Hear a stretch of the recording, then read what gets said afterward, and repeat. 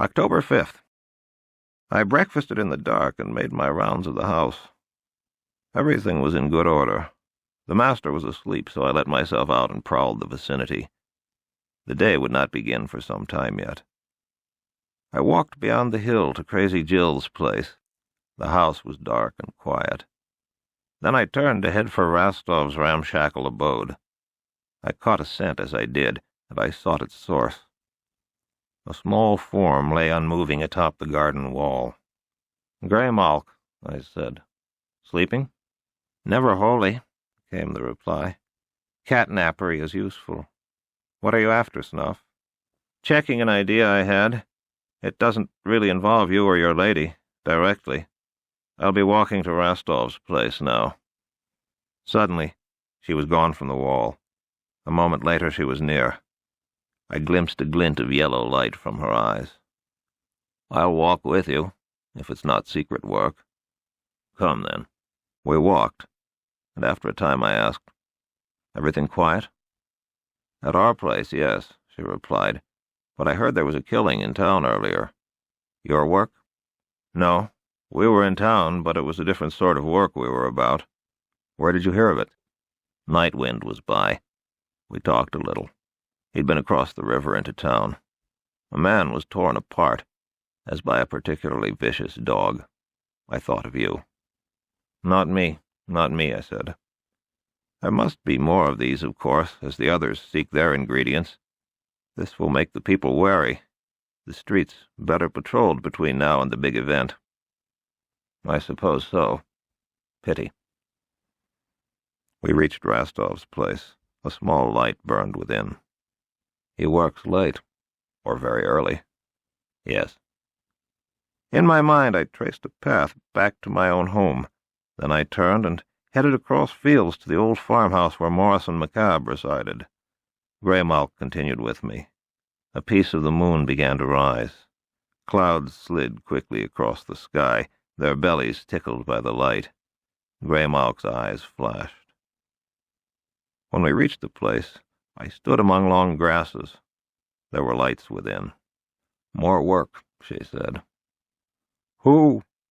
came Nightwind's voice from atop the barn. "Shall we answer?" "Why not?" I said. She offered her name. I growled my own. Nightwind departed his perch to circle us, finally alighting nearby.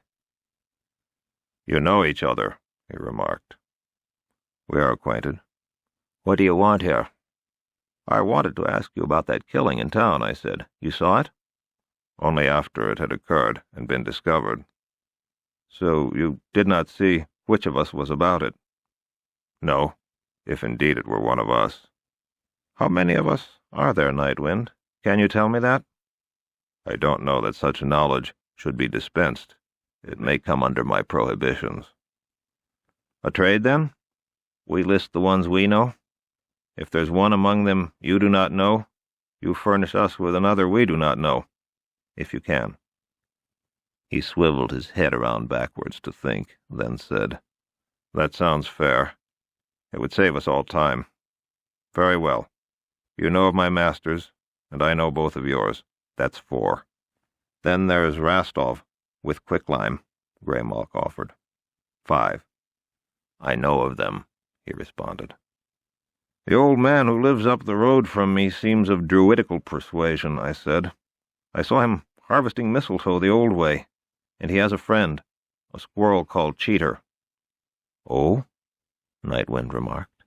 "I was unaware of this." "The man's name is Owen," Grey Malk stated. "I've been watching them, and that's 6. Nightwind said, "For 3 nights now a small, hunched man has been raiding graveyards. I saw him on my patrols. 2 nights back I followed him by the full of the moon. He bore his gleanings to a large farmhouse to the south of here, a place with many lightning rods, above which a perpetual storm rages. Then he'd deliver them to a tall, straight man he addressed as the good doctor.